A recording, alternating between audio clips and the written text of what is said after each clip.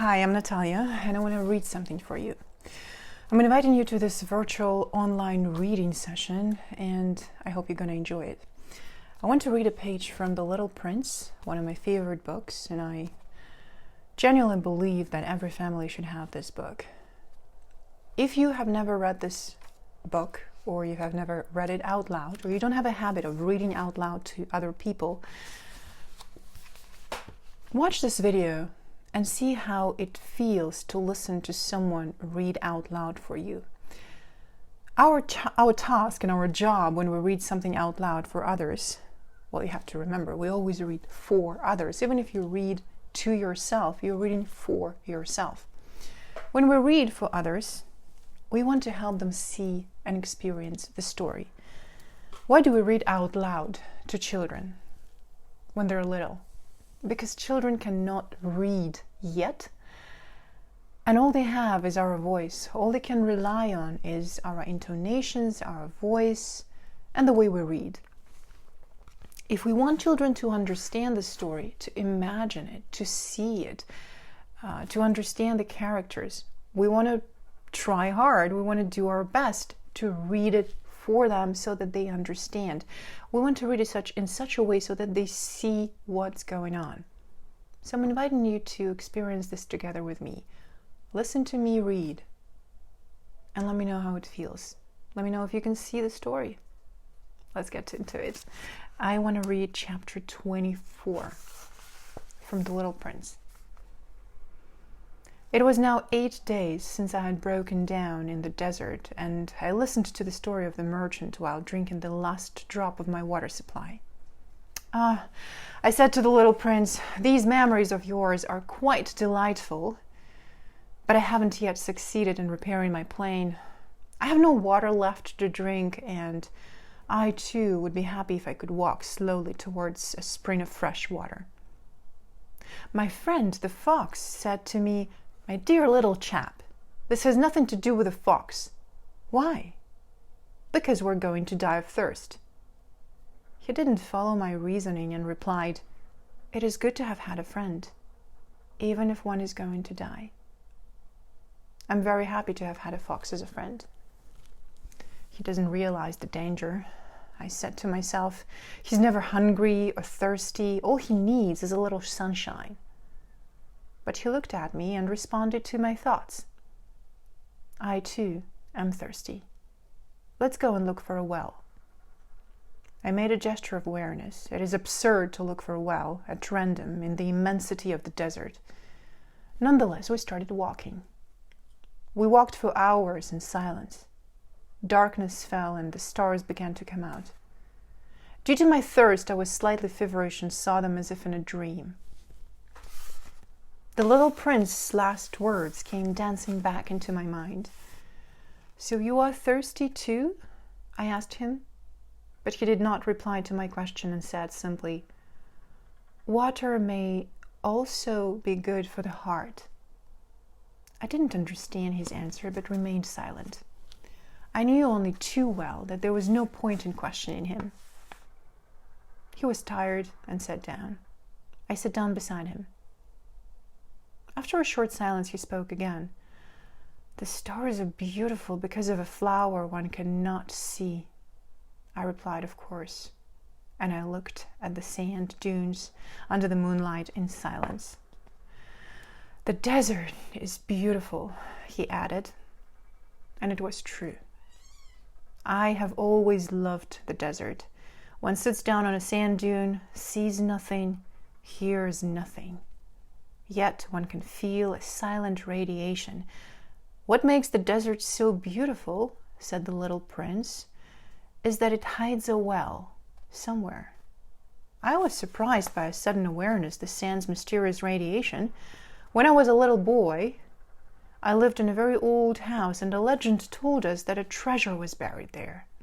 To be sure, nobody had ever discovered it, nor even searched for it, perhaps, but it cast an enchantment over that house. My home was hiding a secret in the depth of its heart. Yes, I said to the little prince, be it a house, the stars, or the desert, The source of their beauty cannot be seen. I am glad that you agree with me, he said. As the little prince fell asleep, I took him in my arms and started walking again. I was deeply moved. It seemed to me I was carrying a very fragile treasure.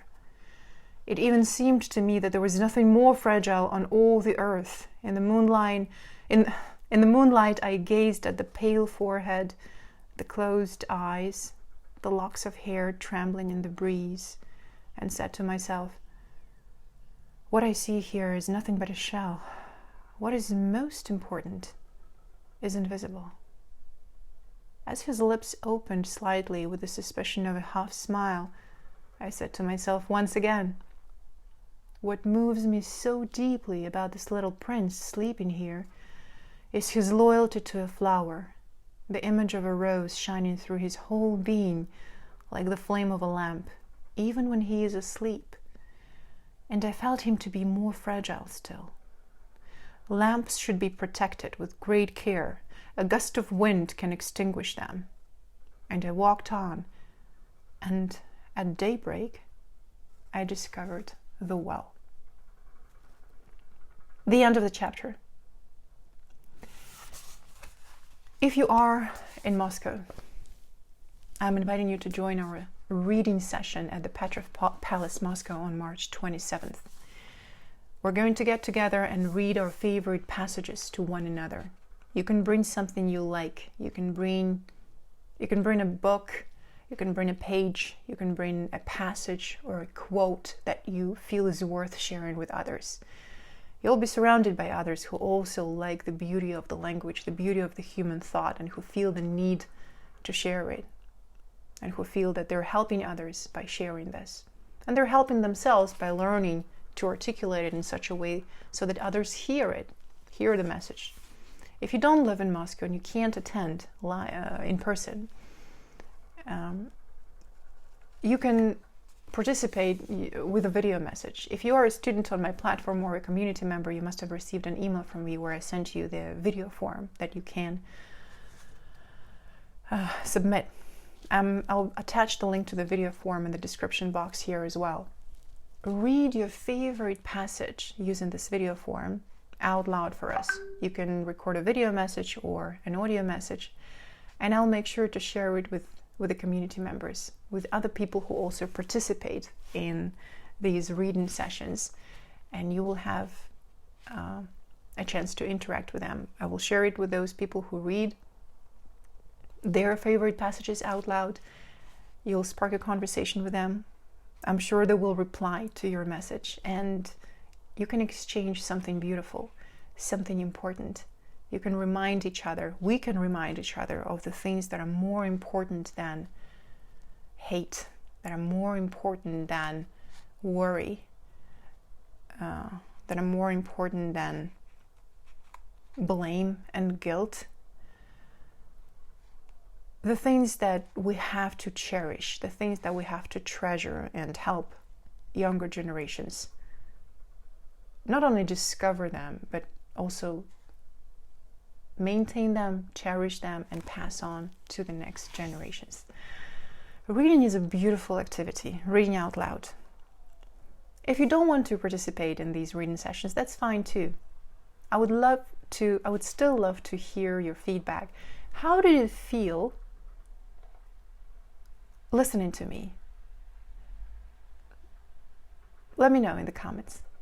And if you don't want to read to other people, be it in person or using a video message, read something to your loved ones today. Read something to your children, to your friends, or read something to yourself out loud. It's important that you read it out loud because you're learning to hear yourself.